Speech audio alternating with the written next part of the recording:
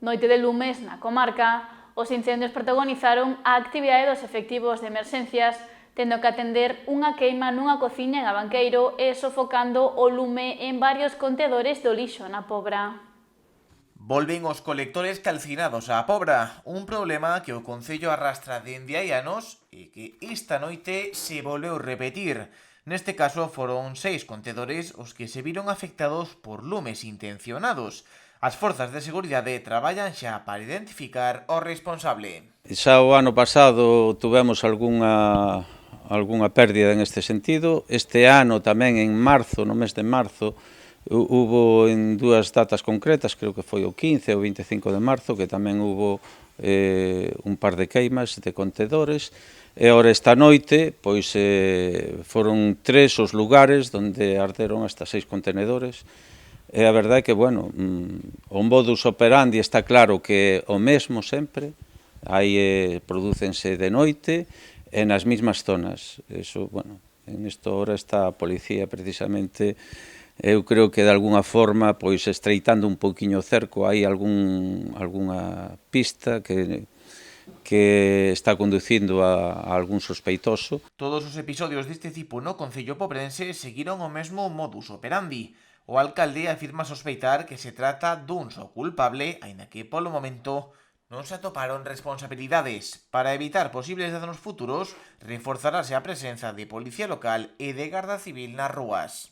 Un mismo horario, unhas mesmas zonas, o sea, eu penso que si é a mesma persona, ademais eu diría que é unha única persoa, probablemente podan ser dúas, pero bueno, non máis, o sea que en ese sentido eu penso que si se produciron algún avance, pero bueno, é moi difícil de localizar a esta xente, non? Porque evidentemente actúan a horas determinadas, miran que efectivamente non haxa vigilancia.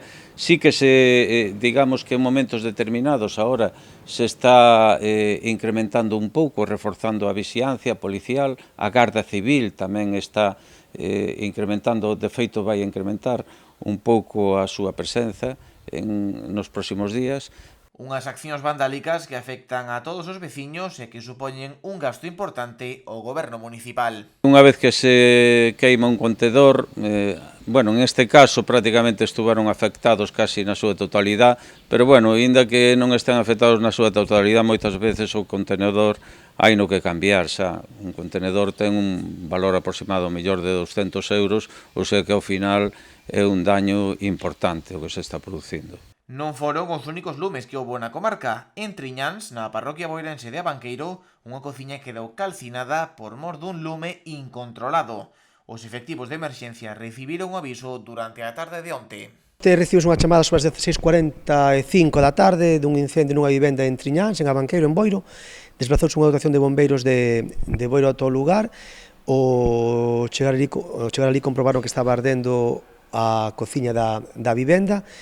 En colaboración co Servicio Municipal de Protección Civil de Boiro, pois apagouse e ventilouse a vivenda.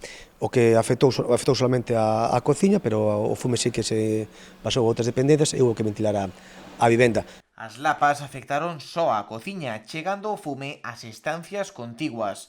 Por sorte, non houbo que alimentar danos persoais.